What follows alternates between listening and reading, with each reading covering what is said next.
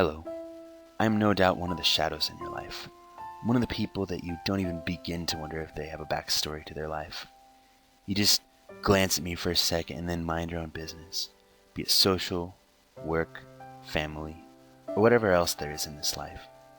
But I do indeed have a backstory to myself, and let me just tell you that you have, and probably never will experience this. I walked out of my apartment with a big smile on my face. I was happy as a lark. The sun was shining, and the garden the landscaper had just put in was absolutely beautiful. The reason I was so happy was because I finally got a date. I finally found a girl that I actually liked, and she liked me back.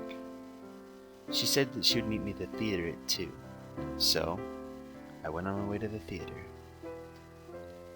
When I met her, she was stunning. She was absolutely beautiful.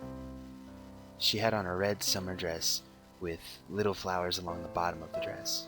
When she saw me, she twirled as if to say, "What do you think?" And when she twirled, the flowers in the dress seemed to come alive. She really did pop out from the rest of the crowd. We both looked at the list of movies, and I decided to get tickets for Marley and Me. When we were outside of the theater, she giggled a bit, and she said that it was kind of funny that both of us cried so much.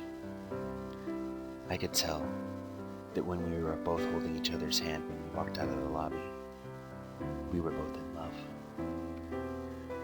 Let's fast forward a couple years. My friend Chris was always a very close friend of mine, and when I asked him when I should pop the question of marrying her, he asked me how many years we were together, and I said 2 whole years, and that tomorrow, in fact, was our anniversary. He said that tomorrow he was going to give me his car, and that he was going to set something up so that it feels special.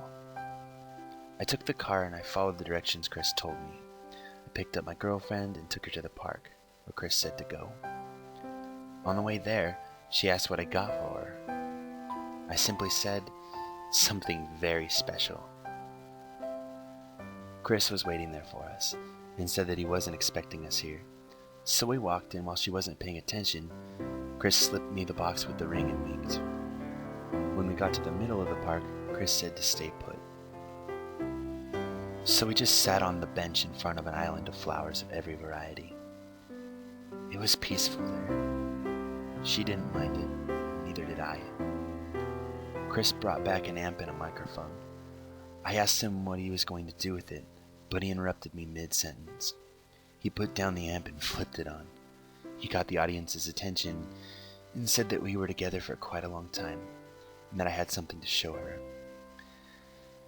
I got out the ring, and I said that this was her present, and those next 4 words sent her spiraling into a happy lunatic. "Will you marry me?" Yes spouted from her mouth 1,000,000,000 times. The wedding was wonderful. We set up our house in an ordinary neighborhood. We planned to have kids and even put a crib in the baby room. Until that one night. I got a call from my wife, and she said that she'll probably be working late. I said that it was okay, just as long as she got home at a decent time. She said, "Okay, Mom," and we both chuckled a bit. I said I love you, and she said the same and hung up. I didn't know that that would be the last time I'd be talking to her.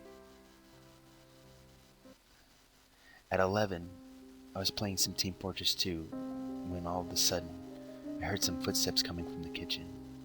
I called out to my wife to see if she was there, but no answer. I exited out of the game and went over to the kitchen to see if anyone was there. Evidently, though, there was no one there. Just as I was about to turn around to go back, I saw a figure out from the corner of my eye. I looked back and I saw my wife in a black dress. I settled down a bit, but something seemed odd about her. For one thing, she just looked directly ahead of her to the door leading outside. Then she started to walk. I noticed that when she walked, her footsteps didn't have any sound. I called out to her again, but she didn't turn her head towards me. I called out once again and asked her where she was going. No reply. Then the strangest thing happened. Just as she was walking to the door, she stopped for a second and walked right through the door. I saw her ghost. I swear to God, I saw something out of place in the world we know about now. I went back to the door where she walked into, opening it, and I saw nothing, just the outside, and cool, crisp air hitting my face. I closed the door and went back to my game, regarding all that I saw as a hallucination. Minutes later, I received a call from the hospital. The person on the other line asked if I was the husband to the woman known as my wife. I said yes and asked if she was okay. They replied with a simple 2 words. She's dead. My heart skipped a beat. I stammered out a, what? They said again that my wife was dead.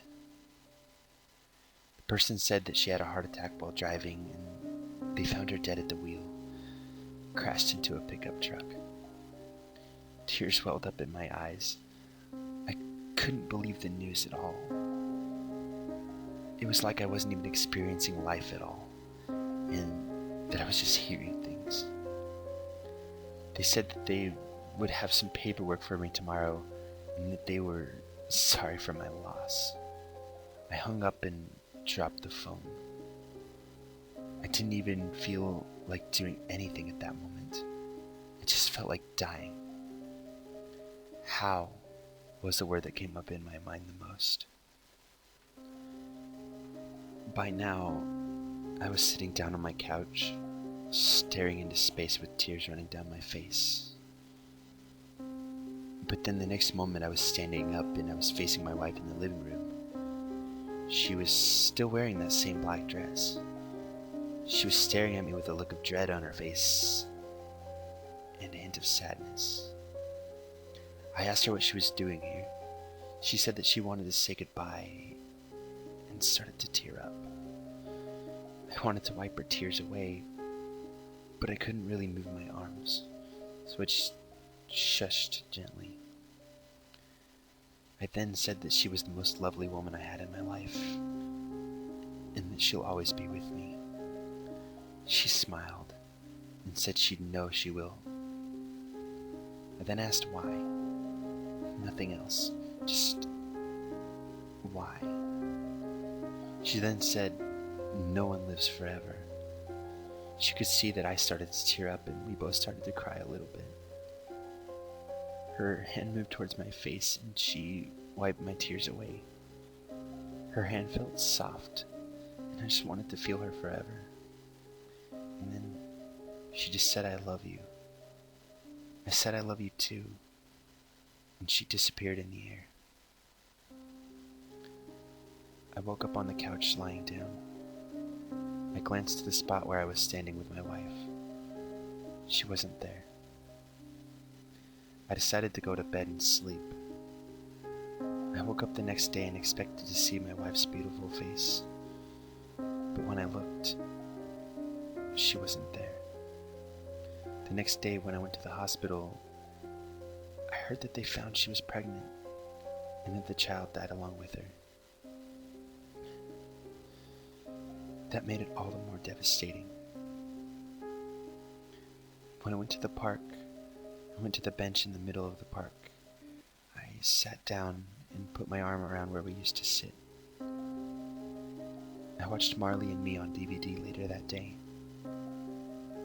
It's been a year since then, and every time I walk past the nursery room,